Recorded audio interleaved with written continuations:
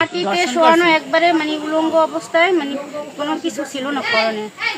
আর মানে কপালে মায়ের দাগ, কালো দাগ, নাকে, তারপর ধর্ষণও করেছে এরকম, মানে মহিলা পুলিশ ছিল, সেও দেখছে, এরকম দেখা গেছে। আমরা ওর বিচার চাই, ওর ফাঁসি চাই। ওনাকে পাওয়া হয়েছে উলঙ্গ অবস্থায়, পোশাক কিছু ছিল না, ওনাকে ধর্ষণ করা হয়েছে, ওনার ব্লাডিং হচ্ছে, আমরা দেখছি, এবং উলঙ্গ অবস্থা পাওয়ার পরে পুলিশ একটা কম্বল দিয়ে এবং তার শরীরে অনেক চিহ্ন দেখা গেছে। দরজা পিড়ে ভাঙ্গিয়া ঘরে উঠছে, ঘরে টাকা চাইছে।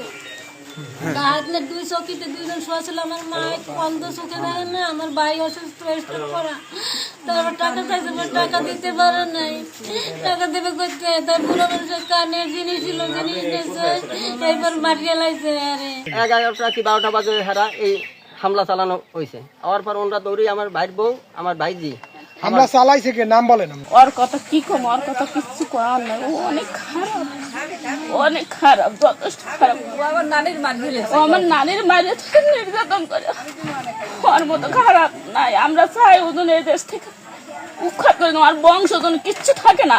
আমরা এটাই আপনাদের কাছে দাবি চাই। আমরা হামলা চালাইছে মনির হোসেন, একজন হত্যাকারী। সে হলো, তার 4-5টা মামলা আছে। আমরা তার সুষ্ঠু বিচার চাই এবং তার ফাঁসি চাই।